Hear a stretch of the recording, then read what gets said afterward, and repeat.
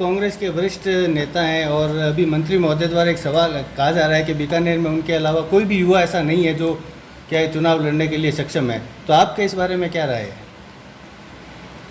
सबसे पहले हमारे मंत्री महोदय ने जो वक्तव्य दिया है मीडिया के माध्यम से कि बीकानेर में कोई भी नौजवान टिकट चुनाव लड़ने के लिए तैयार नहीं है, मैं इसका पुरजोर खंडन करता हूँ। मैं विस्तार से आपके सामने कुछ बातें रखना चाहता हूँ। 2018 के विधानसभा चुनाव के समय बीकानेर में भास्कर और पत्रिका पूरे राजस्थान में अपने एक सर्वे कराया अपने लेवल पर। भास्कर में करीब करीब 7,000 लोगों ने अपने मत दिए, पत्रिका में करीब करीब 8,000 लोगों ने अपने मत दिए। और मैं धन्यवाद ज्ञापित करता हूं बीकानेर के लोगों का, जिन्होंने उस वक्त सबसे मजबूत प्रत्याशी के रूप में मेरा चयन किया। मैं इसके लिए धन्यवाद ज्ञापित करता हूं। तो युवा कोई नहीं है, ये बात यहीं पर ख़त्म हो जाती है।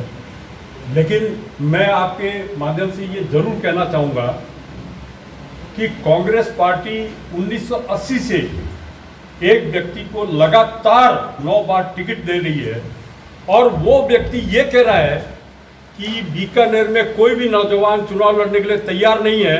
समीक्षा आपको करनी है कि कांग्रेस ने जो निवेश किया उस निवेश का फायदा कांग्रेस पार्टी को नहीं हुआ। आने वाले दिनों में इसका ध्यान कांग्रेस पार्टी को जरूर रखना चाहिए, ये मेरा निवेदन है। मतलब आप ये कहना चाह रहे हैं कि शुद्ध रूप से कमी मंत्री महोदय की है कि उनके अलावा कोई दूसरा नेता तैयार नहीं हुआ? मैं कमी किसी के नहीं कह रहा हूँ, मैं ये कह रहा हूँ मैंने भी 2010 में स्वतंत्र रूप से कांग्रेस पार्टी की विचारधारा के साथ काम करना शुरू किया।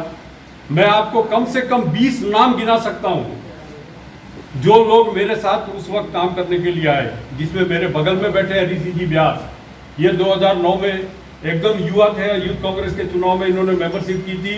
आज ये कहाँ है, आप सबके सामने है। इसी तरह मैं बीकानेर के मनोज सारण यूथ कांग्रेस के, मैं उनको पहली बार लेकर के चुनाव में गया और आज वो मुझे खुशी है कि वो पीआरओ हैं। देवेंद्र विसा जो 2011 के यूथ कांग्रेस के चुनाव में मेरे साथ थे, मेंबरशिप हमने की, आज वो एनओबी में है। ये ऐसे बहुत से उदाहरण हैं जो लोग बीकानेर में, सुंदर बैरड है, तोलाराम सियाग है, भीखाराम कटेला है, ये तमाम वो लोग हैं जिन्होंने मेरे साथ में शुरुआती दौर में काम करना शुरू किया और आज ये अपने अपने कांग्रेस पार्टी में अपने अपने एक क्षेत्र में मुकाम हासिल किया है। मुझे ये बात की गर्व है। यही चीज हमारे जो मंत्री महोदय हैं, उन्होंने एक का भी नाम गिना दीजिए जो सिर्फ उन्होंने तैयार किए। खुद से तैयार होने वाले नेताओं की भी फहरिस्त बहुत लंबी है।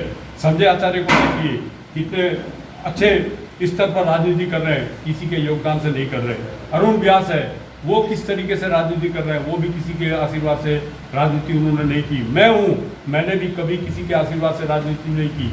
ऐसे बहुत से उदाहरण हैं जो सिर्फ मेहनत करके और राजनीति में कांग्रेस पार्टी में अपना एक स्थान बनाया है। तो ये कभी तो मंत्री महोदय की 100% है कि यहाँ एक भी लीडर ऐसा नहीं हुआ जिसको वो कह सकते हैं कि इसको मैंने आगे पद दिलाया या इसको लीडरशिप दिलवाई। आपने बीकानेर में दावेदारी के लिए इतने पश्चिम विधानसभा क्षेत्र में नाम गिनाए। पिछले एक वर्ष से सीएम ओएसडी लोकेश शर्मा जी बीकानेर पश्चिम क्षेत्र में दौरा कर रहे हैं और अपने हर इंटरव्यू में वो बोल रहे हैं मुझे बीकानेर की गलियां भाग गई है। आपका क्या विचार है? लोकतंत्र में किसी भी राजनीतिक कार्यकर्ता का पहला अधिकार होता है कि वो अगर चाहे टिकट पार्टी से मांग सकता है, चाहे किसी भी विचारधारा की पार्टी से वो जुड़ा हुआ। लोकेश जी के बारे में मैं आपको कहना चाहूँगा,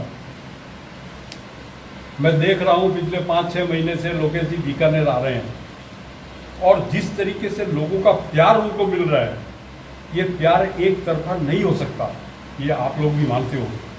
उन्होंने जरूर बीकानेर के लोगों के लिए कुछ काम किया होगा जो काम यहाँ के स्थानीय मंत्री नहीं कर पा रहे हैं।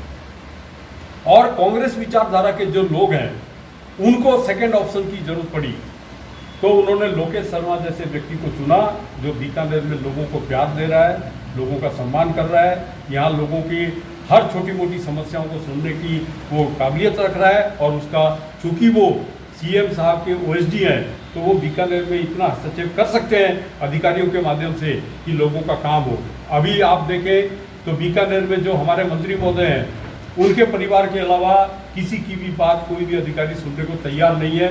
ये आप लोग मीडिया में बार बार हमेशा पढ़ रहे हो और देख रहे हो।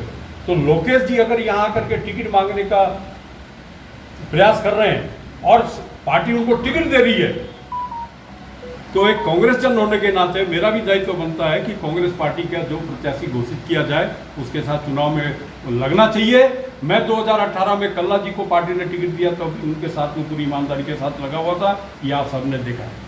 इस बार अगर स्पेसिफिक कल्ला साहब को टिकट मिल गया तो आपका क्या रहेगा इस टाइम? मैं कांग्रेस का कार्यकर्ता हूँ, कांग्रेस का हर निर्णय मुझे स्वीकार है, मैं उसको स्वीकार करूँगा और मेरे से जितना फंड पड़ेगा पार्टी के लिए काम करेंगे। तो सपोर्ट करेंगे, कहने का मतलब आप उनका आप सपोर्ट करेंगे उनका?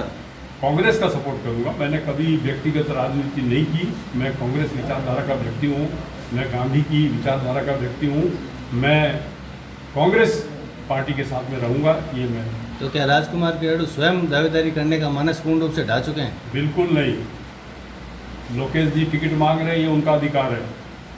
कल्ला जी ये कह रहे हैं कि यहाँ कोई युवा नहीं है, वो उनका अधिकार है। मैं पिछली बार की तरह इस बार भी पूरी ताकत के साथ टिकट मांगूंगा और मेरी कुर्बानी, मेरे सेक्रीफाइस को 2018 में पार्टी देखेगी, जो किया है उसको देखेगी। और अब की बार 2023 में चूँकि पार्टी ने एक पॉलिसी बना रखी है जो अखबारों के माध्यम से हम सब लोगों ने पढ़ा है, सुना है, समझा है कि 70 साल से ज़्यादा उम्र के लोगों को टिकट नहीं दिया जाएगा। तो इसमें पहला क्लेम मेरा बनता है, मैं चुनाव लड़ूंगा अगर मुझे पार्टी टिकट देगी तो, और मैं पूरी ताकत के साथ दावेदारी अपनी पेश करूंगा। आपके नज़दीक या सचिन पायलट गुट से भी रही है और चूंकि अब आप लोकेश शर्मा जी की तारीफ भी कर रहे हैं, तो ये दोनों विरोधाभासी। लोकेश शर्मा जी की तारीफ करने का मतलब ये नहीं हुआ कि मैं कोई अशोक गहलोत गुट का आदमी हूँ या सचिन पायलट। मैं मूल रूप से कांग्रेसी हूँ। सचिन पायलट जी से मेरी नजदीकता इस बात के लिए है कि वो एकमात्र व्यक्ति है पूरे राजस्थान में जिसमें कांग्रेस पार्टी में मुझे आगे बढ़ाने के लिए टिकट में सिंगल नाम मेरा दिया था। इसलिए मैं किसी गुट का व्यक्ति नहीं हूँ, मैं कांग्रेस विचारधारा का व्यक्ति हूँ। लेकिन मेरी जो मदद करेंगे मैं उनके साथ कांग्रेस जन होने के नाते उसके साथ खड़ा होना मेरा धर्म बनता है। सचिन पायलट जी जो भी निर्णय लेंगे, जिस परिस्थिति में रहेंगे, मैं सचिन पायलट जी के साथ में रहूंगा, ये मैं आपको कह रहा हूं। अगर वो कांग्रेस छोड़ करके जा रहे हैं तो उनका व्यक्तिगत निर्णय, वो निर्णय मेरा नहीं है। अगर राजकुमार केड़ू को कांग्रेस पार्टी टिकट नहीं देती है तो क्या वो किसी अन्य पार्टी का भी रुख कर सकते हैं? नहीं, कांग्रेस पार्टी बाकी लोगों की तो मैं कह नहीं सकता। मैं मेरी बात आपके सामने रखना चाहता हूं। मैंने मेरे जीवन के 15 साल कांग्रेस पार्टी के लिए हिंदुस्तान के 11 राज्यों में और करीब करीब 220 जिलों में 13 साल तक लगातार काम किया है। इसलिए नहीं किया था कि मैं पार्टी को छोड़ूं। मैं पार्टी के साथ हूं, पार्टी के साथ रहूंगा और जिस भी परिस्थिति में जैसा होगा, मान लीजिए कोई परिस्थिति ऐसी बने जिसमें मेरे मन मुताबिक पार्टी मुझे सम्मान नहीं दे पा रही है, मेरी कुर्बानी को पार्टी समझ नहीं पा रही है, उस वक्त कोई व्यक्तिगत निर्णय अगर मुझे लेना पड़ेगा तो भी मैं लूंगा। ये मैं आपके माध्यम से कहना चाहता हूँ। एक राजस्थान में कांग्रेस के पैरेलल एक और कांग्रेस खड़ी की जा रही है अशोक गहलोत फैंस क्लब के रूप में, तो उसके बारे में आपका क्या विचार है? वो पैरेलल कांग्रेस नहीं है, कांग्रेस की ही बात आगे ले जाने की बात कर रहे हैं। ठीक है, बहुत से फैंस क्लब बने हुए हैं, राहुल गांधी के बने हुए हैं, सोनिया गांधी के बने हुए हैं, प्रियंका गांधी के, अशोक गहलोत जी के भी बने हुए हैं। ये फैंस क्लब बनी हुई है। लोग इसका वास्तविक जो महत्व है वो ये है कि वो कांग्रेस की जो जन कल्याणकारी योजना है राज्य सरकार की, उसको जन जन तक पहुंचाने का काम कर रही है। ऐसा होना चाहिए, इसमें कोई बुरी बात नहीं है। कुल मिला के राजकुमार केड़ू को यह नहीं लगता कि अगर कांग्रेस पार्टी लोकेश शर्मा को टिकट देती है तो वो भारी उम्मीदवार नहीं होकर बीकानेर का ही उम्मीदवार होगा? कांग्रेस पार्टी में काम करने वाला हर वो व्यक्ति जो पूरे हिंदुस्तान में काम करता है वो कांग्रेस परिवार का व्यक्ति है। अगर कांग्रेस का शीर्ष नेतृत्व तो ये तय करता है कि ये आदमी चुनाव लड़ेगा, तो मेरा धर्म ये होता है कि मैं उसके साथ में खड़ा हूँ। ये मेरा स्टैंड है। मंत्री महोदय ने अभी कहा था कि लोकेश शर्मा जी को सरकारी नौकरी छोड़कर इस्तीफा दे देना चाहिए, तो क्या ये उनकी समझ, किस हिसाब से उन्होंने ये कहा कि क्या लोकेश शर्मा सरकारी व्यक्ति तो है नहीं? अब मंत्री जी इतने सीनियर व्यक्ति हैं, उनको यही नहीं पता है कि सीएम साहब के निजी सचिव के रूप में as a politician Lokesh Sharma ji काम कर रहे हैं। उनको कहीं इस्तीफा देने की ज़रूरत नहीं है। वो स्वतंत्र हैं टिकट मांगने के लिए, और वो अगर टिकट मांगते हैं तो उनको ऐसा कोई सरकारी व्यवस्था नहीं है जिसमें उनको ओएसडी के पद से रिजाइन करना पड़े। ऐसा कोई हमारे संविधान में व्यवस्था नहीं है। वो सरकारी उनको मेहनताना दिया जा रहा है, उनको कोई सैलरी बेस पर वो कोई परमानेंट एम्प्लॉय गवर्नमेंट के नहीं है। लोकेश शर्मा जी मुख्यमंत्री के ओएसडी हैं, तो उनका ये कर्तव्य है कि वे राजस्थान के हर जिले में जाके भ्रमण करें और कांग्रेस को मजबूत करें। तो बीकानेर दौरे से मंत्री जी को बौखलाहट क्यों हो रही है? अब ये जवाब तो मंत्री जी देंगे। असुरक्षा की भावना है, जैसा मीडिया में आप लोगों ने देखा है, पढ़ा है कि पार्टी ने स्पष्ट रूप से उनको मना कर दिया कि आपको आने वाले चुनाव में प्रत्याशी नहीं बनाया जाएगा। ये उसकी बौखलाहट है।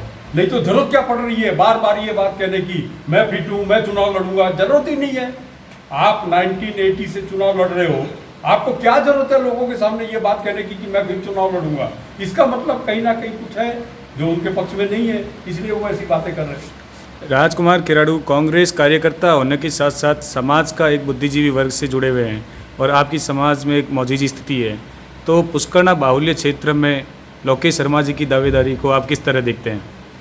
ये निर्णय पार्टी करेगी। मैं लोकेश जी के लिए इसलिए कह रहा हूँ, बीकानेर में इतने सीनियर मंत्री बैठे हैं और बीकानेर के लोग लोकेश जी का सम्मान कर रहे हैं, लोकेश जी की बात कर रहे हैं, लोकेश जी को बुला रहे हैं, बार बार निमंत्रण दे रहे हैं।